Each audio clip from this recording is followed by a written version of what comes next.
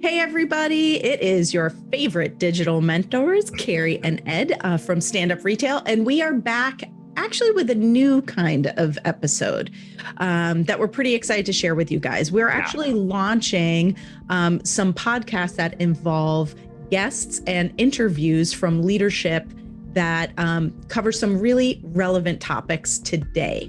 And what we're going to be covering actually today is super relevant, right, Ed? I think it's probably something that every leader, regardless of industry, finds themselves having to do every single day in some way, shape, or form. But we're going to be talking about change management and what it means to actually lead a team through change, the good, the bad, or the ugly.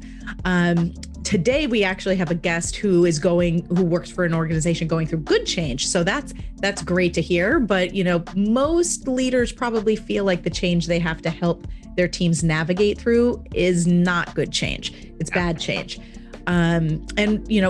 Thinking about the types of changes that just the retail sector, which is our specialty, has gone through, like the retail industry has been through a ton of changes over the last, just even few decades, few years, thinking about, online shopping, the rapid advancement of technology, like the customer expectation of speed of satisfaction, because now they can get things delivered within like a day, It's easier to not leave your house than it is to go and shop at a store sometimes. So there's a lot of stresses on the brick and mortar retail industry just through something like digital commerce, an industry that was used to really working one-on-one with people and relying on people to use their location as a way to kill time or treat themselves to something special, all of a sudden became filled with all of these unknowns.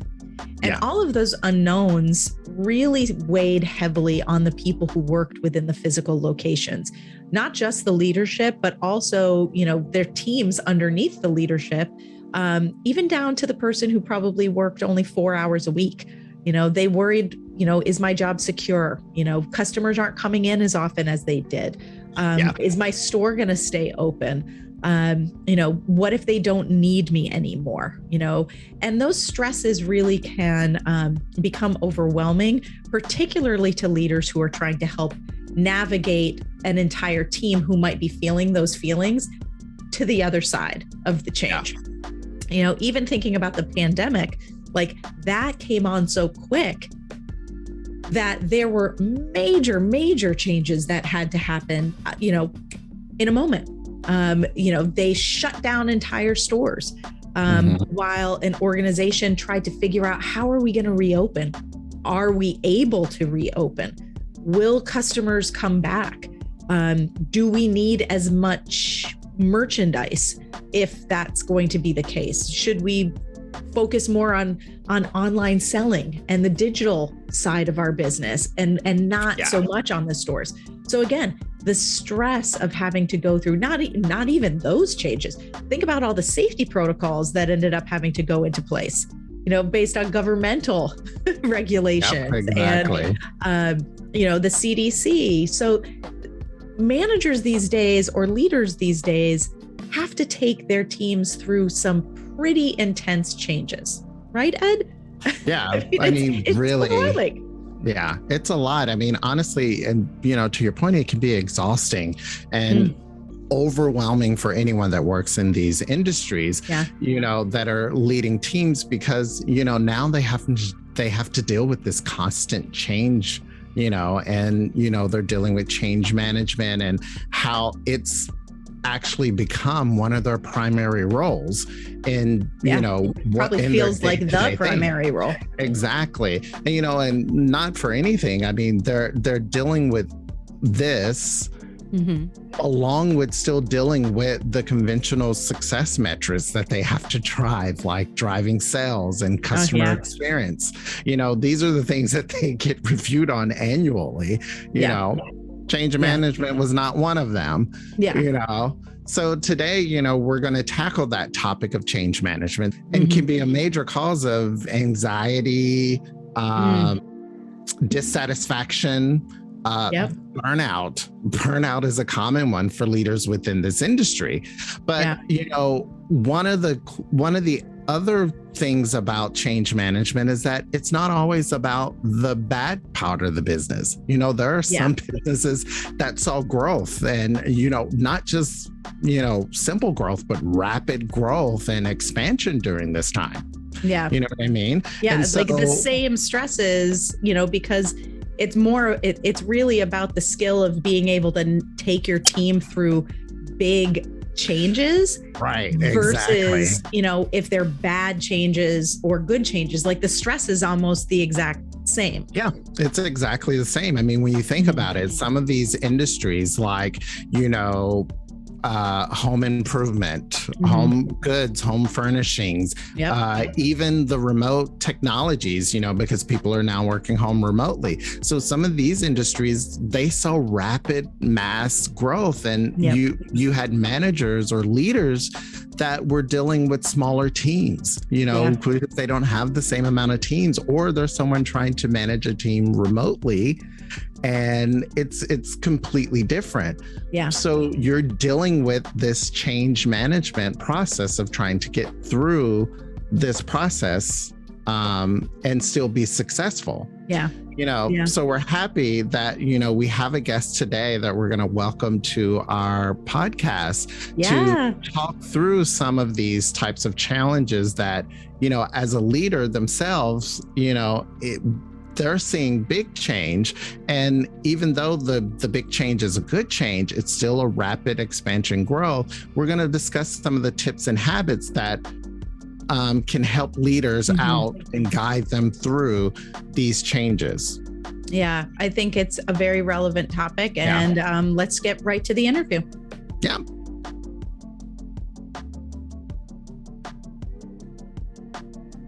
We are welcoming our first guest to our podcast.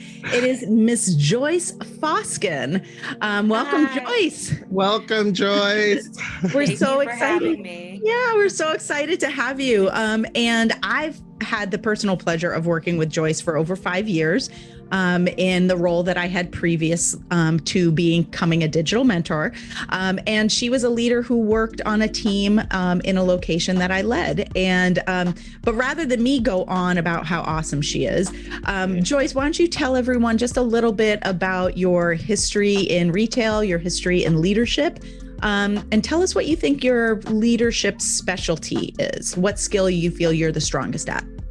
So I started retail when I was 15 as a seasonal associate, and then I've kind of moved on to big box department stores.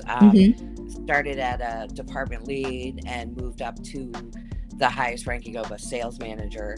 And I also worked for the biggest department store in the US, which that put me into perspective of where I am today, of learning leadership and doing the coaching.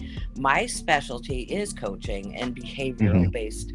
I feel comfortable that way, having that one-on-one with the sales associates. I do everything else. I do operations. I do everything that, merchandising and everything else like that. But but what my key is the customer service portion and being connected with the sales team.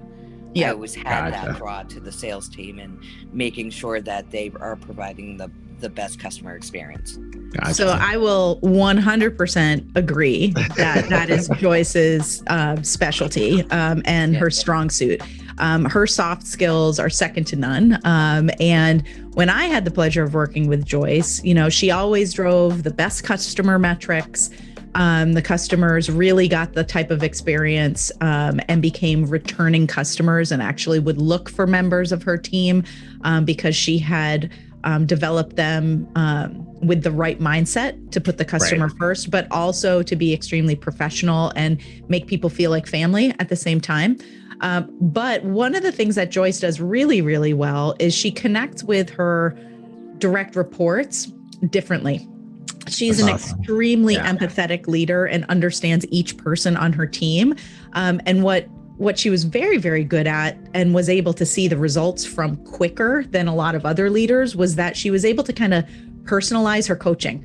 So That's good. she knew how each person learned, and if they needed to improve something, she would work one-on-one with them to improve either that behavior or, get a change in that metric. And she was able to do it quicker than a lot of people because of her strengths at connecting with her team. So Right. perfect. I'm so glad you brought it up because then I didn't have to bring it up. But Ed, I'm sure loved the fact that you also are really strong in operations. Joyce is one of those. She's one of those crazy managers who actually really likes inventory, even though it makes her very tired. I'm with you, Joyce. That's me. I'm from that. I'm that operations world person. So yeah. So Joyce, when I reached out to you to join us on the podcast, I asked you to think about what you wanted to talk about, like what topic you thought was really important to discuss that a lot of leaders out there, not even just in retail, but in any service industry or probably even in the corporate world and office environment. I asked you to think of what topic you wanted to talk about, and you told me change management. And I said, all right, but why do you want to go into a discussion about leading teams through change? Why was that the topic you chose? Because the company I'm working for now grew the last 3 years. They went from probably about 50 stores all the way up to 150 in a matter of 3 years. Wow. Even during the So pandemic. it started off as a mom and pop, and then, with no structure, they had limited goals. They just sold to the customer. Management kind of focused on task, not more of driving the customer experience. Yeah. But now that it's growing, this company's learning to put a structure in all the stores the same time, everybody doing the same thing. Yeah. And now it's all about driving the metrics. It's all about driving the controllables. It's all about the customer experience. So, it's not just teaching the team, it's teaching the management staff where these changes are going. And it can be overwhelming. I'm sure it's a culture shock for everyone. Yes. And because I came from a department store that was doing this for years, right, I can understand that change and kind of explain to my peers what's going on. You know what I mean? But it's just where my challenges are, is where am I in all of this change? You know what I mean? Am I willing to grow into this company that is growing? But how do I say, hey, here I am, what I mean? I want to move up, but we're going through this corporate change right now, come see me, but it's just building that confidence in me, overall. So I think change management is a very relevant topic for leaders, particularly now coming out of the pandemic, or still in the pandemic, depending on how you really look at it. But I think there's good change, there's bad change, and then there's real ugly change.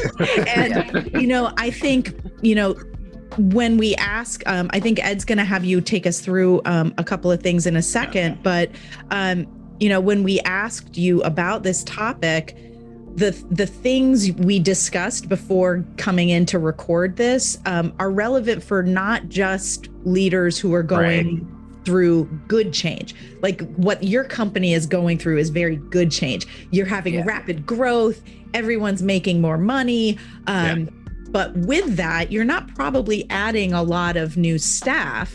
You're just asking the same group of people to do a lot more and a lot of things that they're not used to doing. So it's uncomfortable. That feeling is the same if you're a leader taking a team through bad change. slashing staff sizes, or potentially even closing locations, or the company has decided to completely rewrite their corporate mission based on changes due to the pandemic or supply chain issues or what have you. So that feeling of, oh my gosh, how do I get it all done? Yeah. How do I help my people get through this big change? Like, it doesn't matter if you're going through good change, bad change, or real ugly change. Yeah. It's the same feeling. So I love this topic. I'm really excited to kind of dig in a little bit more to it. Yeah, so am I. So, now that we're here, let's just jump right into it. So, I know, Joyce, that you talked about the changes that your company is going in. And like Carrie said, some of it is great changes. And there will be some leaders out there that may be going through the same thing that you were doing. So, what are some of the challenges that you're finding that you're dealing with when you're trying to help a team adjust to how your company wants to operate and with the new growth and the expansion and everything? I feel my challenge is, as a leader and other leaders in my company, how we can grow and move forward, instead of being stuck. I don't want to be stuck because the store is doing well. Yeah. But I want them to understand that I don't have the confidence to get to that next level. I feel like I have to stay where I am to build my store. You know what I mean? Because it's running smoothly. But in the back of my mind, I feel like they want to keep me there because I'm running everything well. Gotcha. Yeah. You know what I mean? Yeah, that's a big stress, I think. That's a big one. The second one is my team. I have long-term associates there, and change was huge for them. Every time we went from paper to tablets to it's a lot. Yeah, it's a lot. Yes, and I mean, you don't think about the little things like changing from paper going to tablets or electronic will have a big culture shock on someone, but it does. Yeah. And you have the people who have been there for 20 years that are not as tech savvy as the rest of the team, very familiar with that. Supporting them with that change, and then supporting them with the new metrics and making them understand what this change is about to move them forward, to actually be different from any other retailer that that's our competitor. Yeah. To do that customer experience, which I'm great at, but it's just trying to teach them to understand where the company's going and not being as a negative effect to it. Yeah. Gotcha. The third challenge for me is holding them accountable now that they have these controllables and metrics that I'm trying to make them grow and make more money, but they don't like the numbers. They don't like, it feels micromanaging, right? Yes. Right. Yes, exactly. Like you're being nitpicky, like why are you, it's tough because they're not used to that, because it used to be like, well, that's not how we did it before, and we were fine before. Right. Yeah. Like this change is a good change, but it's not because something was broken. Right. Like I think a lot of times change comes because the way a company operates isn't working. And I think trying to be more consistent is it's a very vague thought. Right. Like it's hard for like people to say, well, this location in the Midwest does it this way, but this location in the Northeast does it this way. And they're both getting great results, but they're getting it differently. And then it's weird, so it's a very vague topic, especially when you've got long service people saying, what do you mean? I've been doing it this way for 20 years. Why do I have to change? So exactly. And then I think also as a leader, trying to figure out, especially when your company is going in a new direction and trying to advance things, when you're trying to hold a team accountable, is how do you hold them accountable without becoming a manager of the process and become more of a director and just directing people to do stuff as you know, where you're not like actually teaching, you know, if you will. Yeah. Well, I think those three challenges are very relevant to pretty much all leaders out there. You know, especially if there's a lot of change happening, you tend to become task-driven directors of the process of getting through the change. Like, okay, I have to run this training program. I have to teach them about this. I have to then, you know, do X, Y, Z. Right. And you become very process-driven.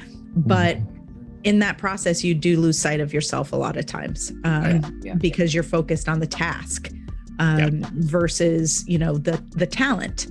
I am the queen of catchphrases, so that's a good one. That was a good one.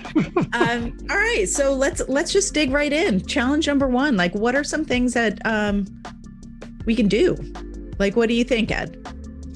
Well, I definitely think when you're looking at challenge number one is how do you not get lost in everything that's going on and you lose yourself as far as what your plan is or your own personal growth.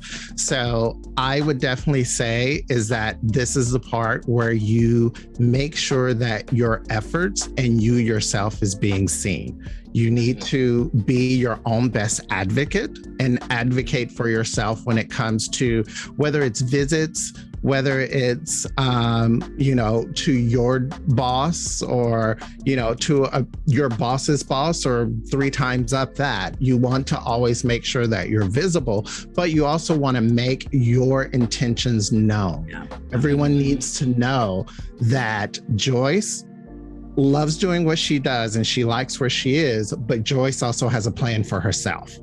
Joyce wants to move forward. Joyce wants to grow with the company, but she also still wants to be an advantage where she is. Yeah. So I definitely think that is the point. That part right there is the most important part. But then also knowing within your company, because I think also here is where we get scared to put that out there because we're afraid, well, if I move, what happens to the team?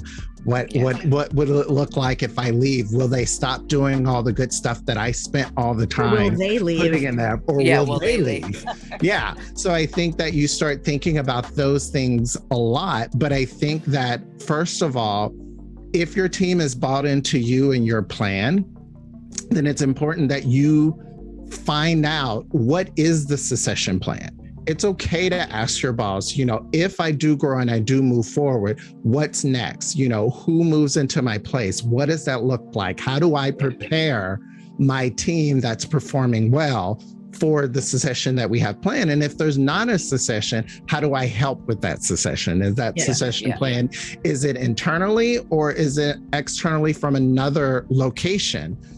Coming in, and how do we partner to make sure that this transition is smooth? So I think those are the 2 key points to that challenge that you may be feeling there. What would you say is standing in the way? What do you think the biggest obstacle to your confidence is right now? Is it finding the opportunity to tell people what you want, or is it your worry that there isn't a plan? So they're just they're just keeping you there because there's no plan. A little bit of both. I think. You think? I think the thought in my head, I don't want to fail. You know, right. That's the big thing. I think we all carry that. Yeah. And you want to be successful, but what if I fail? What's going to happen to me? You know. Yeah. I don't want to think that, but you know. Well, that can be a big weight. You know, that can be a really big weight, and I think, you know, a lot of people feel stuck because they lack the confidence, because they really don't understand they're ready, because they're waiting for somebody to tell them they're ready.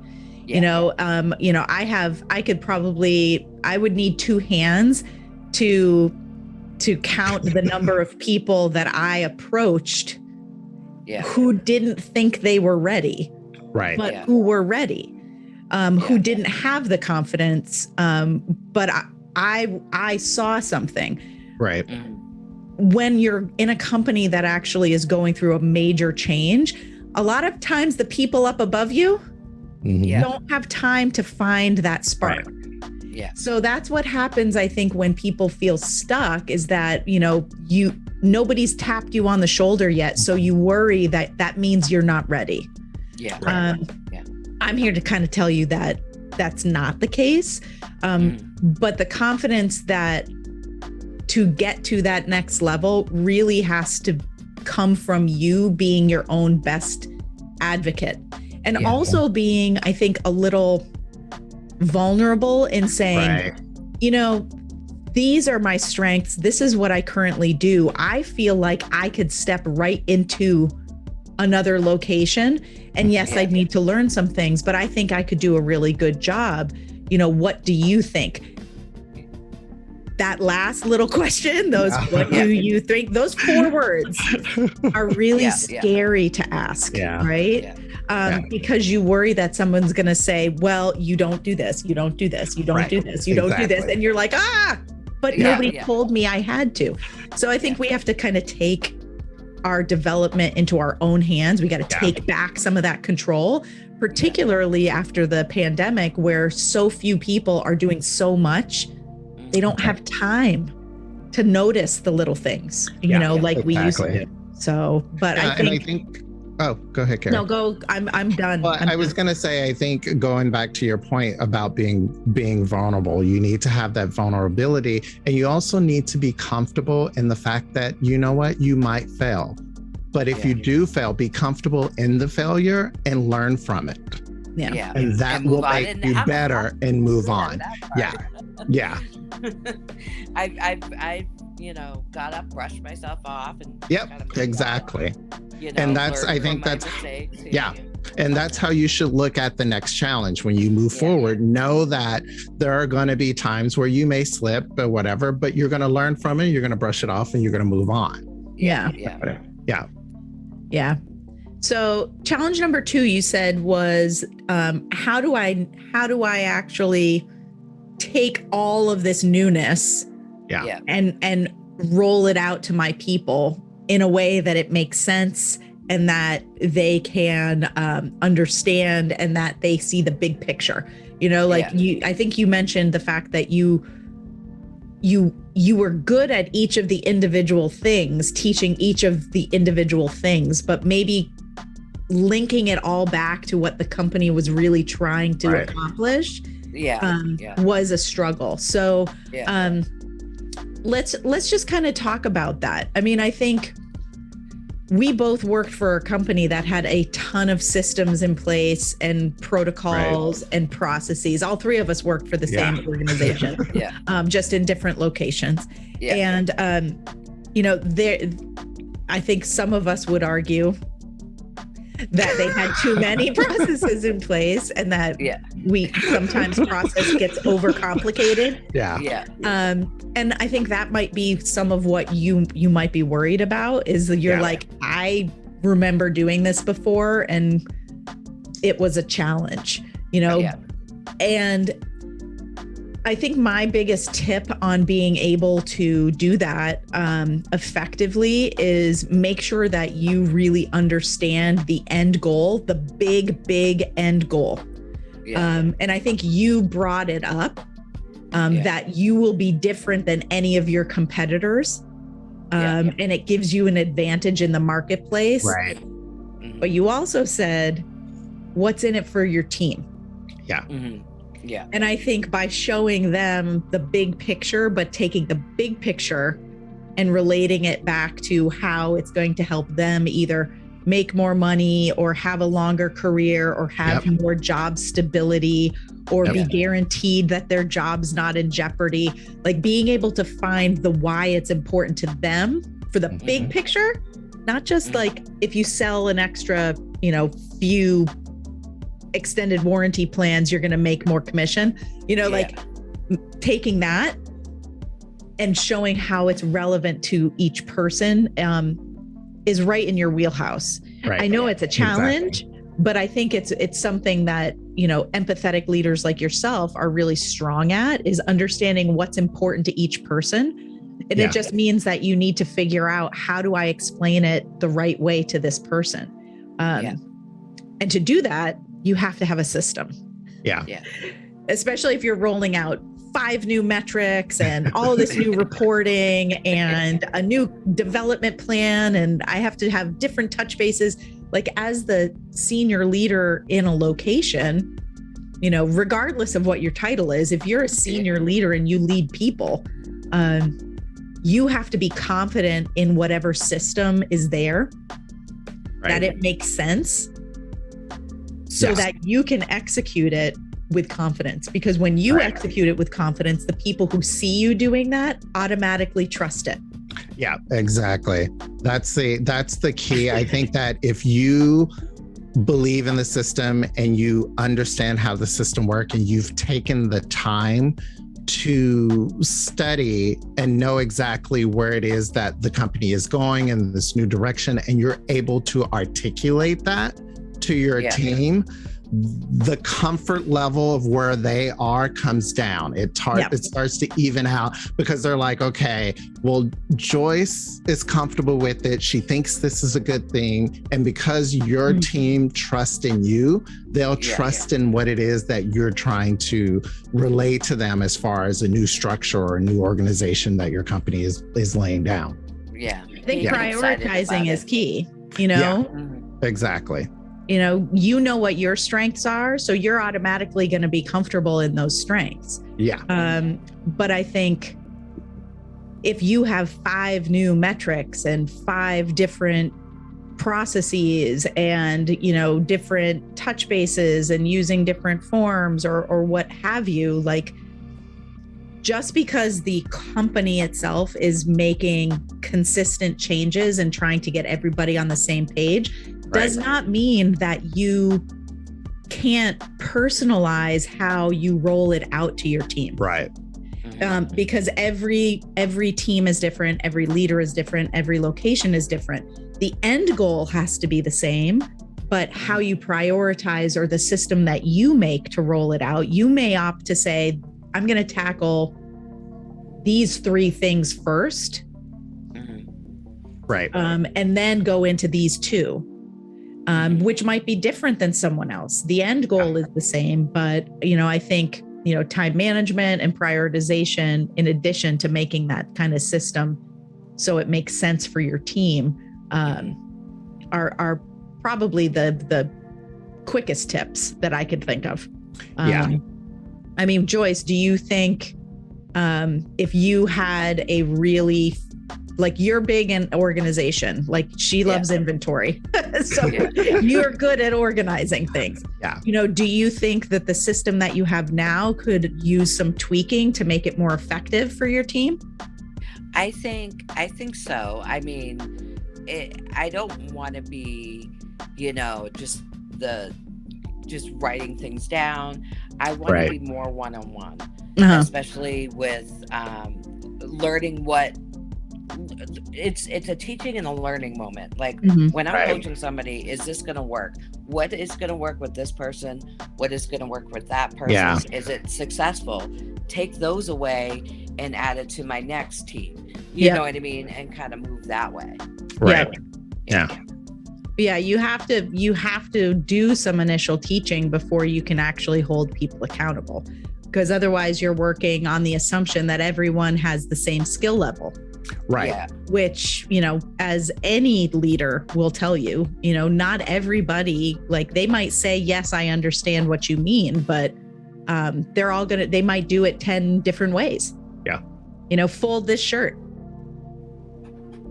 Guarantee you Exactly. You'll get 10 different polls. Random people how to fold a shirt. You're going to get 10 different ways to fold a shirt. Exactly. And I think it's very similar when you think about people's skills.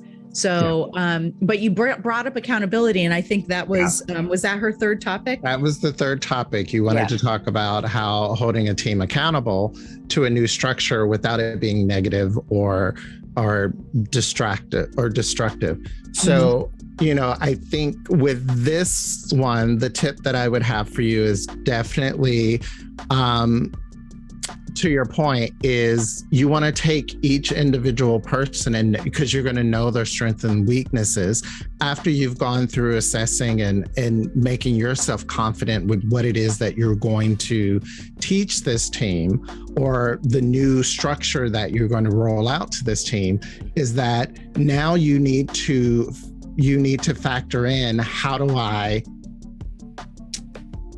after I've explained this, now how do I hold them accountable for it? So this is more of your follow-up stage, is where you're going to follow up with them on the information, check with everyone's comfort level. How are you feeling? How is this working for you?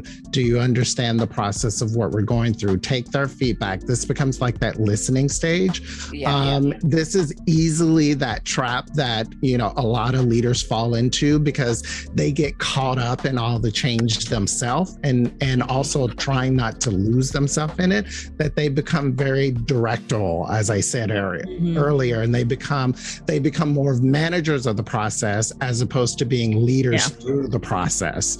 So you definitely want to keep in mind that this is that part where you're going to teach, that you're teaching, and you're using these teaching moments to show them how, as Carrie said earlier, how it benefits them, or the with them, what do they get out of it? What's in it for them?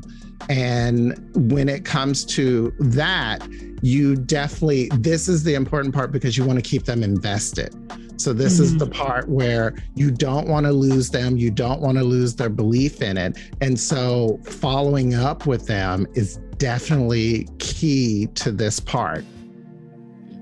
I mean, I think, Joyce, you hit the nail on the head, in the last particularly the last challenge. You said, you want it to be about the people. Right. And making sure that they really understand what's going on. Yeah. And you can layer accountability into it. But I think maybe it's not necessarily telling someone, words matter. Yeah. That's I'm sure it's a phrase Joyce has heard Carrie say as a boss many, many times. Yeah. Words matter. And sometimes the word accountability doesn't need to be used when you're taking people through change. You're not going to go to someone and say, I have to hold you accountable to, add new clients. Right. Yeah. Why are you not doing this? There's a way that you can actually follow up with somebody that layers in accountability, but maybe it's more about a touch base. Yeah. Exactly. Like Joyce, I think the organization you work for now has a structure where you have a review of an individual's performance once a month, but then you have smaller sessions throughout the month, correct? Yeah. Yes. Yeah. The weekly touch bases would be key, especially with all this newness going on. Right. I find that, if you have those one-on-ones, they'll listen more instead of pulling them aside and doing those quick 2-minute drills. You know what I mean? Right. So just that one-on-one, see where you're going, try to hit it, discuss with them their opportunities before, it's always the thinking of, let's stop the bleeding. You know what I mean? Yeah, I think heard that a lot. Yeah. Putting out fires, stop the bleeding. I think the one question that I would have, that I would kind of put out there to both you, Ed, and to Joyce is, making sure, do you have a goal in mind of when you want to see change? That's definitely key. Or are you getting some sort of commitment, when you are having these touch bases, are they committing to try to do things differently? Or, are you working together to come up with a plan, that involves not just Joyce doing all the work to help them, but also that they're putting in some work to try and help themselves be better. Do you have a system in place where you can have a time frame to say I want you to try this for the next couple of weeks, and then, we'll see how it goes. Usually I do it weekly, but I don't, if there's a little momentum of it going up a little bit, that's a success for me. Right. But I'm thinking the next couple of weeks, instead of being, let's check every week, because sometimes we have bad weeks, So, you're in New England. Sometimes blizzards happen. And then, and just being consistent. I think if it's consistent and not just like this up and down, up and down, up and down, it's like when I'm not coaching you, you're going down, but when I'm coaching you, you're going up. You know what I mean? Well, then that's all Joyce's work. That's not their work. I know. But still, it's just that I want them to keep those behaviors going. You know what I mean? Instead of saying, oh, no, I'm not doing well. I'm going to do the behaviors, but then I'm going to fall short and not do them anymore. You know what I mean? Because I did very well. So, and then they kind of get stuck back into their habits. So, I think with accountability, Ed, that time frame of let's check back and see how you're doing with this in a week or in 2 weeks. That right there in and of itself is a layer of accountability. That's different than saying, I need you to do this. It has to get better.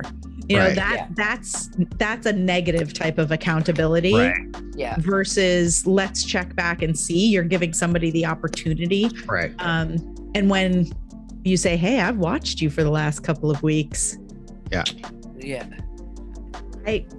I haven't seen you do what you said you were going to do. I'm confused. Was it something that you didn't really want to do? Or, and you can be that supportive manager to try and get them through that, but still not be negative, Right. I think it's important to your point, Carrie, where you said that when you set a time, that they understand that time frame that they have also. They need to have ownership of that time frame that you've given to them, so that it's constantly in their mind that they know, oh, in 2 weeks I'm sitting down with Joyce again. Let me take a look at where I'm at and what I need to do before we sit down again. You know what I mean? I think because if they don't understand that there is a time frame, then Joyce controls the time frame. And they don't care because they have no ownership in the time frame. Joyce owns all the time frame. You know what I mean? So, and I think, just in wrap up, I think the 3 challenges that you're running into that are probably weighing the heaviest on you are very similar to challenges that a lot of leaders out there, definitely leaders in retail, feel these challenges. They feel lost. They feel like there's so much change. I don't know what else to do. It's just all consuming. And then all of this change is going to be perceived as negative.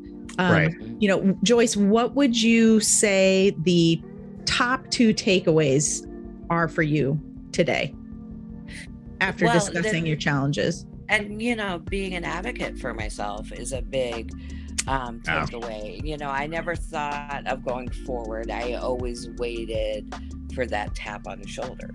So, just kind of seeing where my plan leads. And it doesn't have to be right away. Like I said, I have a daughter that in 2 years she'll be graduating. but just setting out my plan to say, okay, I'm ready to do this, but who's going to take my place? You know what I mean? Because I want to be confident leaving with my team in good hands, you know? Right.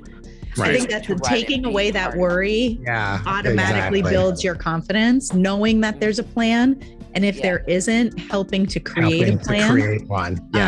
is it takes some of that worry away, because all of a sudden you have a little bit of control. Exactly. The worry is because it's not in your control and you feel forgotten about. And when you take back a little bit of that control, your confidence is boosted so much, very much. And you know what they say, the squeaky wheel gets the grease. What's your other takeaway? My takeaway is holding people accountable, you know, but not being negative about it, because, you know, you always have this mind frame that holding people accountable is something negative. It's just, you know, listening to their reasons and trying to work with them and support them is a different aspect of saying you need to get this done. Right. You know what I mean? So I just want, you know, setting them goals, following up is key. You know, I can say, you know, do this and run away with it, but I'm never going to follow up with you.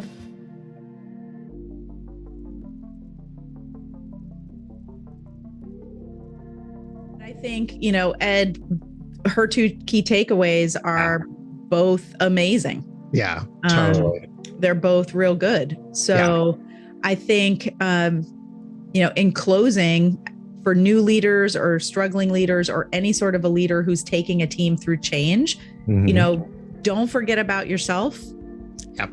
Make sure you're comfortable with the change, the system, and be able to articulate it in a personalized way for your team. Yep, exactly. And then also really think of that accountability more as following up and supporting them for positive change instead of telling them. Yep, exactly. Right? The teaching versus telling. Okay. Anything else, Ed? No, this was a great topic. I love this. It was. Joyce unfortunately had a little bit of technical difficulty at the end, but you know, I'm sure we'll have her back on at a future date. But as always, walk with a purpose. Remember, words do matter, but walk with a purpose wherever you are.